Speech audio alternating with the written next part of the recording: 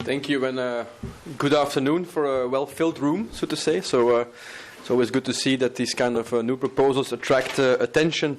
So thank you for inviting me here as the rapporteur of the Prospectus Directive Review, which has become a regulation. I think it already says a lot that this has happened. We know that the Prospectus is, of course, an important pillar of the Capital Markets Union. Maybe in the end it will prove to be more important than the securitization file, which came out at more or less the same time, because it also allows us to really try to break down barriers between member states. For the Commission, and I support them in that, the review is really an opportunity to create a true single market. And then the question that I encounter a lot: is a proposal ambitious enough to serve its purpose? If it is the first proposal coming out of the Capital Markets Union Action Plan, is the proposal then really doing what it promises? And the stakeholders that I've talked to in general are quite positive. Commission came out with good proposals, I think. But I still think that not all expectations of market participants are being met. And of course we have a lot of discussions, you probably also have within your companies, within your trade organizations, on how we can maybe improve or try to improve the proposal as is. And I've talked to a lot of you, many of you who are also today here in the room, on thresholds, on delegated acts, on secondary issuance, on retail investors, on third country regimes, on the summary, on the risk factors. I will not go through the whole list of issues that we have identified where a possible discussion is maybe needed, but I will try to focus on some of the key issues that I think are still very important. Well, the first thing that I identified when I looked at the proposal is the fact that I still feel that member states and member state competent authorities still have a lot of leeway in making decisions how and when, what type of proposal, what type of prospectus regime is going to be applied. Now, this contradicts, of course, the overall strategy of really going into a more harmonized set of rules, where it basically builds a true capital markets union. And so the discussion there already starts, and I think that when we are looking at trying to balance indeed what you were saying, and also is the title of this conference, namely balancing investor protection with the possibility of and attracting also companies to issuing into the capital markets of Europe, I think that balance there has to be addressed and maybe reassessed. The second point that I tie into that is that when I talk to many of the member states' competent authorities, but also with many of the stakeholders, there is a lot of discussion on what kind of procedures today are applied by competent authorities. And there are a wide variety of issues that I have encountered there. So also there I think that we should try to take a step forward into building a true capital markets union, making sure that also competent authorities, regulators, make sure that they fulfill their promise of having an easy access for the issuers, but on the other side also sufficient investor protection. And if you tie the two together, the question becomes what kind of information do, on the one hand, regulators, on the other hand, investors need in order to make an informed decision or to block a prospectus from coming to the market, and under which barriers, under which conditions should this take place. And if I look at the Commission proposal there, I see, again, like I said before, a lot of discretionary powers to the member states. And so, in my opinion, I think that we need to be a little bit more ambitious. And what we're working on currently, and it's an idea that I've been kicking around for a couple of days, weeks now, with different market players, is the fact that maybe we should look at this at a much more European level. Why don't we say that, as the Commission proposes, on regulated markets, you fall under a full EU prospectus regime? That's very clear. If you want to play with the big boys, you play with the big boys. If you issue, for example, above, let's say, 10 or 20 million euros, you also fall under the EU prospectus regime. But then, of course, you're talking below that about SMEs and mid-caps who want to come to the market also.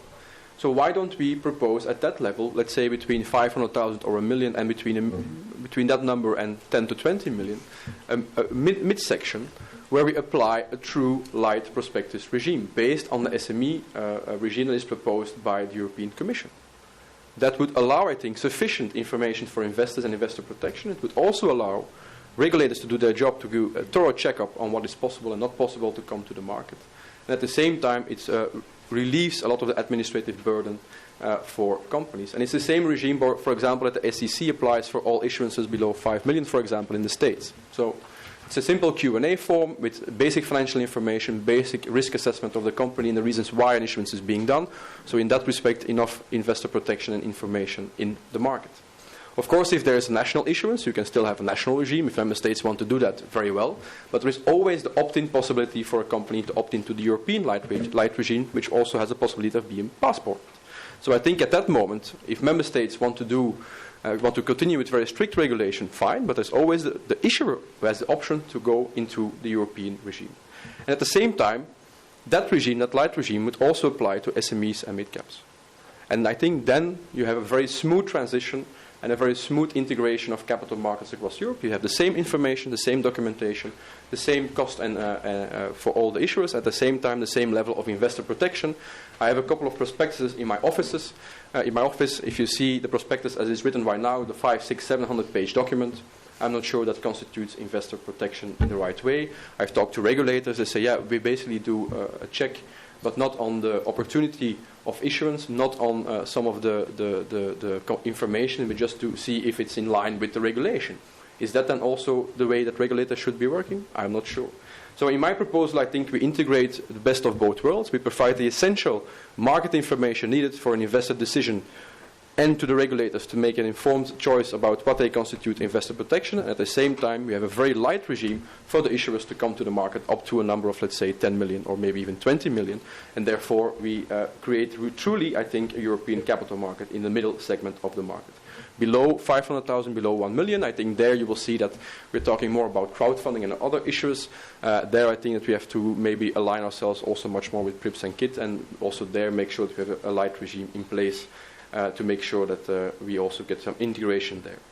So I think that proposal is a little bit controversial. I saw a couple of people blinking their eyes in the room, but it's on the table, I think, and I think it's something that we will put into the discussion when we discuss also in the Parliament and with the Member States in Council to see how that plays out.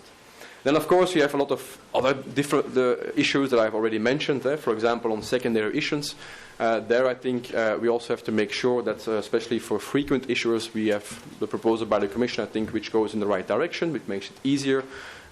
Maybe the secondary issuance should maybe be done just with a securities note, also making it more easy for them, because, of course, you see there that the information is already available. On the summary and on the risk factors, I think the Commission rightly put forward a proposal limiting the size of the summary. Otherwise, the lawyers will go to work and you will have the summary with the same size as the prospectus, just to cover all possible liability issues. I think there the Commission has made the right choice to limit the number of risk factors, to limit the size of the summary.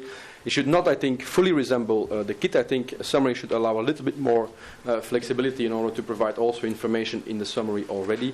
But there I think that we will find a compromise with all the stakeholders to make sure that there's enough flexibility and at the same time enough guidance not to repeat the mistakes of the past where the summaries were not really summaries but just long documents. On third country regimes, I understand the legal need in a regulation to move something forward there, but I'm not sure that the proposal by the Commission is the right one. So basically we're still thinking and rethinking what should come in place for third countries being active on European markets. I think it's also important that companies from outside Europe find Europe an interesting place to come and invest, to come and list. So in that respect, I think that we should maybe rethink. I'm not a lawyer, so I don't want to hurt any of the lawyers' feelings in the room, but on the other hand, I think that we have to find a very practical regime there, which allows at the same time regulators to do their job, but at the same time also allow these companies to be active within Europe.